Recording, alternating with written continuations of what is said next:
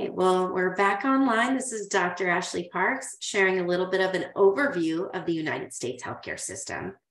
This is just a short intro with my hopes that this starts to get your wheels turning regarding the different areas you may be interested in working in, different challenges you may face as a future health services administrator or whatever role you prefer or decide to pursue within our health system. I just want to quickly, I don't include too many of these reminders because I know I talk about the assignments separately in our course. And I don't want you to have to go hunting for information about the assignments, but I do want to come back really quickly to our first short write-up and just say that our short write-up is meant to be something very packageable, if you will. I'm asking you to consider one potential solution to one health equity issue in one community or in general, but don't feel like you have to solve everything ever. We're talking about a 250 to 500 word short essay. So the CDC defines the achievement of health equity as when every person has the opportunity to attain their full potential. And no one is disadvantaged from achieving that full potential because of their social position or any other socially determined circumstances. I just want to take a moment and say, how cool is that? The idea that we can all reach our full potential and that our health supports that, our wellness. And so when I ask you to address a health equity issue, I would think about any barriers, any disparities, anything that you see that limits individuals from meeting their full potential that has to do with health or the health system. And I'm really open to you writing about any topic that interests you, so feel free to get creative here. But I also want to make sure that if you're proposing a recommendation, that you are really thinking about that from a systems thinking perspective, meaning multiple perspectives. You're not proposing something that would alienate one group or that would make it really difficult for one set of organizations to function. You're thinking about the needs of the entire health system. All right, so in this brief lecture, we'll be talking about the health system as a whole, just a quick overview. We'll be talking about a map of the health system, the boundaries, the major elements, and describing different models of healthcare. And we're just starting exploring these learning objectives. So you see they're explored across multiple lectures, but I want to make sure that you're aware of what we're talking through and what is crucial for you to pay attention to and consider as you think and reflect. So this is that system diagram I was just referring to, but this is a view from an academic perspective, a little bit different. I thought you could relate to this. So we've got a student who takes a course, the instructor teaches a course, the university is paid tuition and fees by the student, and they employ the instructor, as well as academic advisors and folks who work in dietary, all sorts of roles, right? We know it's much bigger than this, but this is a condensed view of a systems diagram. Now, I like to do an exercise, and I normally give you 10 minutes to do this. If we were in class, I would make you go through this process of drawing the United States healthcare system. Think about all the interacting relationships, and many of you will get a chance to take my healthcare quality and my organizational behavior classes later on in the program, and you'll catch me up on the board, or if you're taking an online class, you'll catch me inserting imagery that is me drawing what looks like spider webs, just lots of different circles connected to other circles, connected to other circles. There's so many different roles and groups and organizations. And when you really think that from a local perspective, every health insurance company is contracted with every local provider, at least the ones that they can contract with that are appropriate, you start to realize how many interrelationships there are and how complicated that is. And then from another perspective, how expensive that makes our health system, that we have individuals at hospitals who have to manage contracts with many insurance companies. They have to update data systems. They have to do a lot of that work. We have a very big system with lots of different components you can see here. And you'll notice there's a couple acronyms here. Things like IDN, that's an integrated delivery network. We have an MCL, a managed care organization. All these terms will get defined as we go through the various lectures, right? We have a lecture on managed care. Integrated systems tend to be the systems that include all of these elements together. Managed care refers to the operation of insurance, controlling and driving health systems. But I hope that you find this experience of just thinking about how vast our health system is to be helpful. Now, when you think about describing the size of the United States health system, right? So if we look at 2021 numbers, the US health system employed 22 million people is the estimate, right? About 5,100 hospitals, 15,000 nursing homes, and 1,800, so 1,800 mental health facilities. A lot of people are involved. A lot of people are influenced by those numbers. And I often like to ask students, how many of you know of someone who works in healthcare? I'll tell you I do. My husband works in healthcare. I work in healthcare. My mom has worked in healthcare, right? My sister works in healthcare. I could keep going, but you get my point. There's a lot of us working in healthcare. It is a huge system. And unfortunately, many of us have been in the hospital. I was actually just teaching a lecture the other day in my healthcare quality class, and I shared a story about when I experienced a medical error, and then another story about when my father, who has since passed away, but he experienced a medication error. And I was sharing about that experience, and I asked how many of you have known and loved somebody and felt that risk of having them be in the hospital worried about their care. This is something that touches us all. It's a huge system that involves all of us.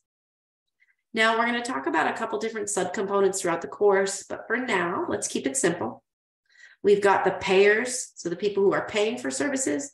And while that kind of includes us, we normally think about third-party payers, which are the insurance companies, a third party, a separate group that is paying directly to providers for our health services. We've got managed care organizations, which includes that HMO, PPO viewpoint, which is part of health insurance, but it also includes these really integrated delivery systems, such as, I know I used the example of Kaiser in another lecture, but these large health systems that are the insurance company, the physicians, the services, the hospitals, all wrapped into one entity. And then, of course, we have individual providers of services, such as physicians and nurses and different types of facilities. We also have public health. We have policy and government and reform. And then we have the realities of economics. And they do really influence our system. So I want you to think about health insurance and why we have health insurance. Why would you want health insurance? And what is the moral dilemma related to health insurance that's mentioned in our textbook? There's a lot of them, a lot of moral dilemmas that come up in healthcare. But the real moral dilemma that's mentioned in our textbook is the concept of moral hazard. The idea that if you have health insurance, you are more likely to use services is a prominent idea in our textbook. And if you attend some of our live lectures, I'm going to have us go through an exercise where we try that out. We talk about what it feels like to go to dinner if someone else is paying. Are you more likely to order the steak dinner, or do you stick with a salad or a sandwich?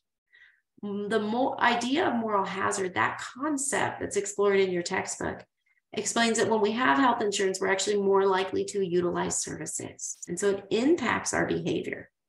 And that's why insurances have things like premiums and deductibles, co-payments, co-insurance.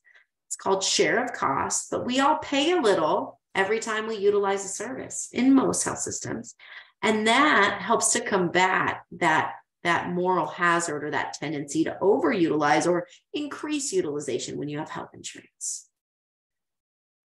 So managed care is really an interesting phenomenon because it deals with different types of reimbursement. The idea of fee-for-service health systems, the idea that you get paid for the service you provide. That's a long-standing concept from the initial Blue Shield, Blue Cross, old school health insurance companies, but also from retail. The idea that you would get paid for every service rendered, which is very different than what most managed care organizations do. Some of them pay for every service, but many of them use a model that we're going to explore in our payment systems lecture, in which providers are paid in advance. They are paid a flat rate monthly per member per month. We call it capitation, but they're paid for taking care of the patients as a whole, not for each individual service. Now, there's a lot of factors that influence our health system to produce these managed care organizations, these integrated health systems within health insurance companies that tightly manage our care. That moral hazard concept, the idea of how the prevalence of technology in our health system has driven up healthcare costs, which has led to HMOs and PPOs, health maintenance organizations, and preferred provider organizations. Now, I don't want to oversimplify because we will explore these in more detail later, but HMOs exist when you must have a primary care provider. You generally have to go to that primary care provider within a very small network and get their approval, something we call a prior authorization, but their approval before you seek out specialty care, which is different from a PPO in which you can go out of network, though you pay more for that choice. They tend to be more expensive. And quite often you can go see a specialist without a referral or a prior authorization. So different settings in an HMO, things are more tightly controlled, but they're more economical. It's cheaper. In a PPO, you pay extra to be able to go see a different provider you want to see that might not be in network, or see a specialist without having to go through your primary care physician.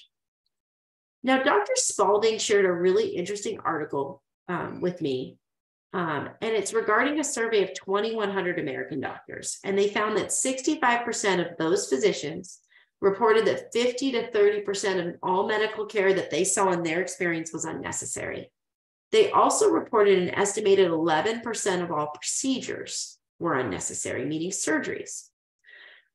70% of the responding doctors said that they believed profit was a driving factor, and that the best way to lower healthcare costs in America is to stop doing things we don't need, and instead to focus on what we call medical necessity, right? Now, some institutions such as Kaiser Permanente, the Mayo Clinic, these managed care organizations, no longer link physician pay to the quantity of procedures performed for this reason. Instead, they pay a salary, right? Or they pay based on number of lives cared for, but not number of visits or number of procedures. There's a lot of different payment mechanisms that exist. So when I say payers, I'm normally referring to the federal government that pays for health services or private insurance. And the federal government pays for health services through Medicare and Medicaid. Medicare is the health plan. And again, we'll talk about this at length later, but Medicare is the health plan for those who are over 65, so aged, seniors, disabled for 2 or more years, individuals who have end-stage renal disease, or who have Lou Gehrig's disease. Those are the 4 categories that are eligible for Medicare. Medicaid, on the other hand, and we talked about this briefly in the last lecture, is geared towards those who are low income. And then there's also a health plan for low-income children called CHIP, the Child's Health Insurance Program. Depending on the state you live in, CHIP might be integrated into Medicaid, or it may be offered as a separate health plan for kids. There's different models and organizational structures between Medicaid and CHIP, depending on the state. Realizing that Medicare is a federal program, but Medicaid is a federally sponsored state program. So the feds pay a large portion of it, but it is operated through the individual states. Now, this is an interesting piece of data here because it shows you that hospitals are paid 34% more than Medicare rates on average. So Medicare pays 40% of hospital costs. Medicaid's 18%. So collectively, the federal government is 58% of funds going to hospitals. Private insurers pay about 33.4%, and uncompensated care, the care we don't get paid for, serving populations that are underserved that need those services, is 4.2%. Now, going back to the title, it says hospitals are paid 34% more than Medicare rates, meaning hospitals are able to bill private payers more money in order to offset the low payment they receive from Medicaid and, of course, the lack of payment they receive from uncompensated care. So just a moment here. I've been using a couple acronyms, and I want to make sure you have a good understanding. So we have PCPs, those are primary care physicians. And then we have provider offices and medical groups. These are outpatient centers, and I'll be referring to them as providers or outpatient settings. But there are a lot of different types of medical groups, and we'll explore that in our lecture on outpatient care. We also have urgent care in hospitals. Urgent care can be located at a hospital, but usually in the United States, we see a lot of freestanding urgent care facilities where you can go in and receive care if you become ill and you don't have a doctor's appointment, with your physician at that time. We are going to continue our discussion throughout the semester on integrated delivery networks, the idea that providers, hospitals, and urgent cares, and health plans, and radiology centers and pharmacies all work together in a network. They come together. That's an integrated delivery network. And then, of course, we have long-term care. We have skilled nursing facilities. We also have something called long-term acute care. For example, if a patient is on a ventilator for an extended period of time, they might be in a long-term acute care hospital. And then we have rehab centers, right? Inpatient and outpatient rehab. But there's inpatient rehab hospitals where people go after an accident or a stroke or a hip replacement, for example. We also have safety net providers. And when I use that term throughout the semester, safety net providers, I'm referring to community health services at local health departments, community health clinics, free clinics, such as the Community Care Clinic in Boone, and hospital emergency departments that, due to the Emergency Medical Treatment and Active Labor Act, a piece of legislation also referred to as EMTALA. Because of EMTALA, hospitals are required to stabilize any patient that comes in, regardless of their ability to pay. And so that makes them also a part of the safety net providers. Now, our health system is very complicated. When I talk about the health system, I often refer to it as dynamically complex. But one of the things that makes it complicated is it's not a very straightforward economic situation. We don't just have one individual paying another individual for services. We have moral hazard because I, as a patient, can go see a physician, but the bulk of the cost is handled by my insurance company. So I may be more likely to go to the doctor if I have insurance. So we have that situation. We also have imperfect information. We do not know before we go receive most services what the cost is going to be. We don't know a lot of information about the provider of those services. We don't know about whether or not it's necessary because we ourselves are not physicians or providers. We also have very limited bargaining power as individuals, but large integrated delivery systems, large alliances or groups such as the American Hospital Association have a tremendous amount of bargaining power. We have these large payer organizations, large health plans that spread their risk. For example, Blue Cross may pay a group. Well, let's use another example. Let's say United Health. They may pay a group of physicians to take on risk for a set number of patients. What does that mean, take on risk? It means that they take full responsibility for providing all care for those patients, and they're prepaid a set amount per patient per month, but they can't bill extra if the care is expensive. If a patient needs a lot of care, they still have to provide that care. And so large health insurance companies will often bargain with hospitals and health systems to have them provide all the care for a flat rate. Now, we also have a lack of price transparency. We don't know how much our health insurance company is paying the hospital. We don't know how much we should really be billed. There's a lot of unknowns there about our treatment, about whether or not we can expect another bill later on in the mail from the ED doctor, the radiologist we saw. There's a lot of factors here. And I just want to talk for a moment about another topic before we wrap up this lecture, and the idea of medical tourism. What happens if we go out of our system? So medical tourism is something that's become increasingly popular. In the United States, let's say you need to have a hip replacement. You may pay $13,000 for that artificial hip. And by you, I mean you or your insurance company, right? For your care. And there may be $65,000 in hospital fees for the inpatient stay. Maybe you need rehab afterwards, plus the cost for the surgeon. If you go to Brussels, which is in Belgium, right? And this is a New York Times article, so this is slightly dated, but I wanted to show you the comparison from 2013. If you go to Brussels, it's $13,000 for everything. Now, those numbers have stayed pretty consistent, not the number amount, but the trend, the multiplying factor. There, for many services, you can go overseas and pay a third, a fourth, a fifth of the cost to receive the same service. Now, is it worth the risk? Right? To go somewhere new, to deal with individuals maybe that don't speak your language, right? To travel, all of those factors you have to consider. Now, I am going to talk through this during one of our live lectures. And so if you're viewing this now, think about this so you're prepared to have this conversation.